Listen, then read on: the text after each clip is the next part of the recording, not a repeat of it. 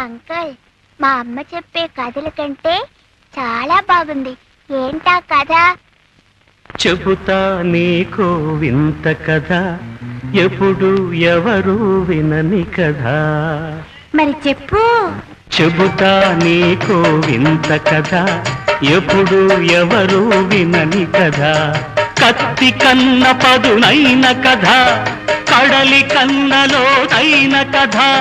కల్లా కపటం తెలియని మనిషికి కాలం నేర్పిన కక్ష కథ. కాలం నేర్పిన కక్ష కథ.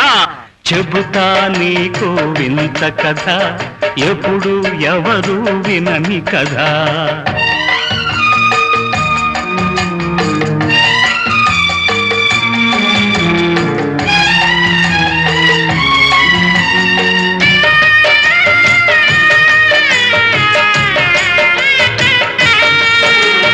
రెక్కలాడినాడొక్కలాడని కటిక పేదనొకనాడు.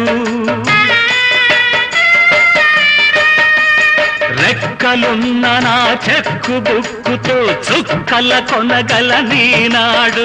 ఎస్,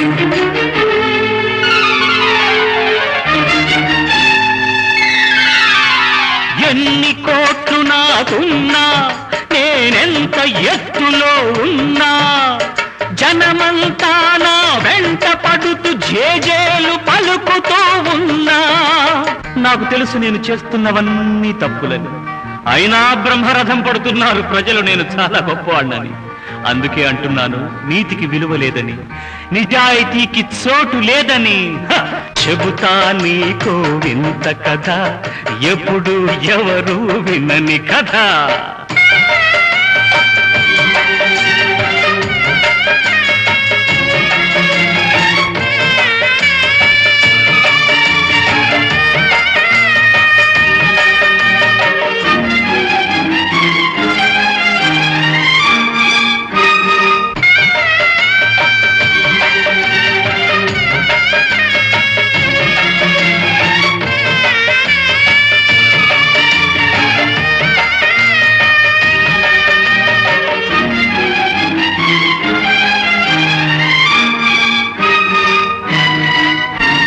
ధర్మానికి తల వంచని సంఘం దౌర్జన్యానికి వంచింది.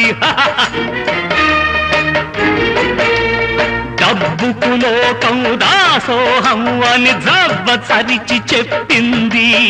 ఆ నిజము తెలుసుకొన్నాను, నా నడక మార్చుకొన్నాను. రాతి గుండెతో రాజాలాగా రాజ్యమేలుతున్నాను.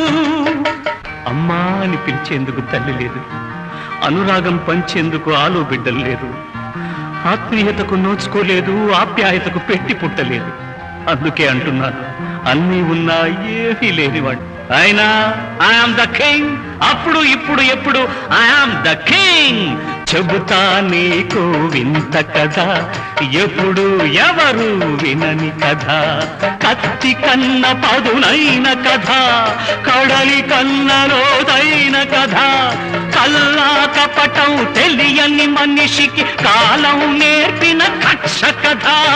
కాలం నేర్పిన కక్ష కథ.